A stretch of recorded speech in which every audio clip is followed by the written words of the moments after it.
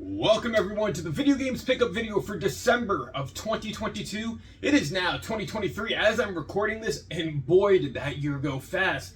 So with this being the first video of 2023 for the games pickup series, I'm going to probably let some of you guys down, but maybe also bring some of you up, because I didn't get a lot of games per se, but I did get some cool gaming related things. With that being said, let's start with the first thing. Now this is an accessory.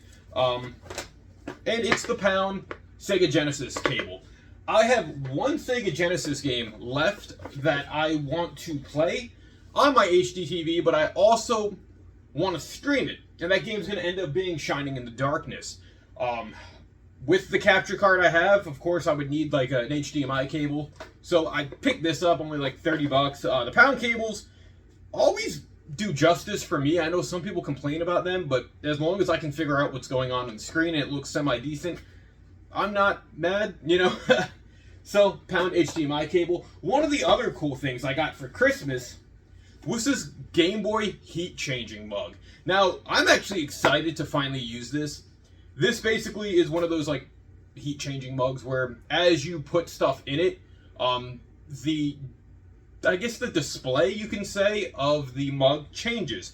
Because if you look at it, it starts off black, but as it gets hot, it actually puts a screen on it. So this is kind of cool. It looks like this is from TJ Maxx, and it is an official Nintendo licensed product. So this is kind of like a cool little novelty thing to have. Now, the last accessory thing I got before going into the games is Atlas finally sent me my Persona 5 Royal.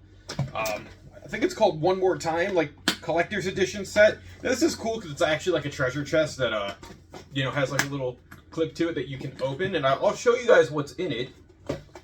So this actually came with a few things if you weren't aware. It comes with like a nice little like duffel bag, which is kind of cool. This will be cool to carry around. I actually thought this was going to come shrink wrapped, and I was afraid to ever open it, but since it's not shrink wrapped, it doesn't really bother me as much.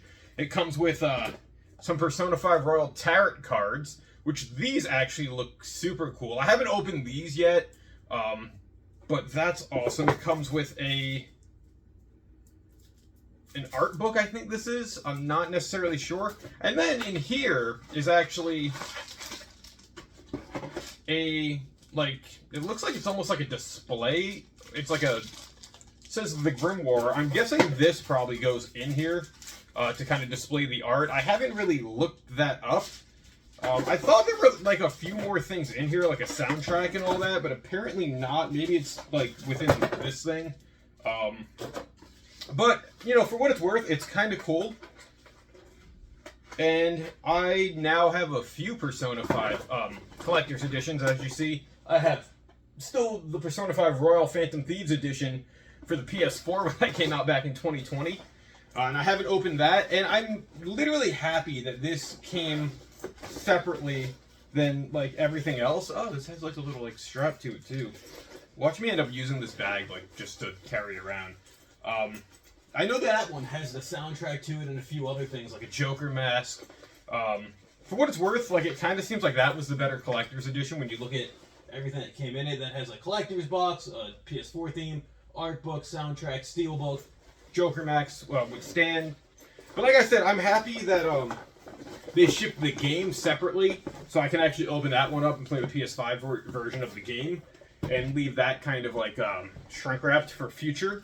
Now, I only got one new game for the month, and that of course was Crisis Core Final Fantasy VII Reunion. I've played bits and pieces, I think, of the original Crisis Core on the PSP, but I don't own the game, so I don't know where I would have played it.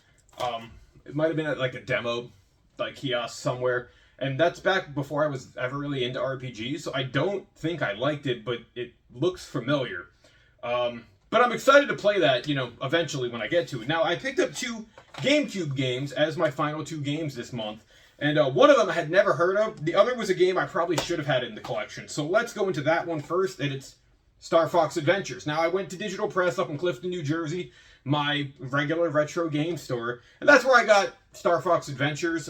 Good price for it, actually. It was only like $38. Good condition. The manual is a little like beat up, but for a game that came out probably over 20 years ago at this point, yeah, 2002, I don't really fully expect things to be in perfect condition. As long as the disc is in perfect condition, that's all that matters. To me, they even actually cleaned the disc more while I was there because it was a little, like, scruffy. But yeah, this is a game I probably should have had in the collection. Now I finally do. The other game, like I said, I'd never heard of, and I actually saw this recently on I think it was an RGT85 video, and he mentioned it, and I figured, let's see how much it cost. It was only like 20 bucks, so I figured I might as well pick it up. It's a game called Second Sight. Now, this game is apparently like, I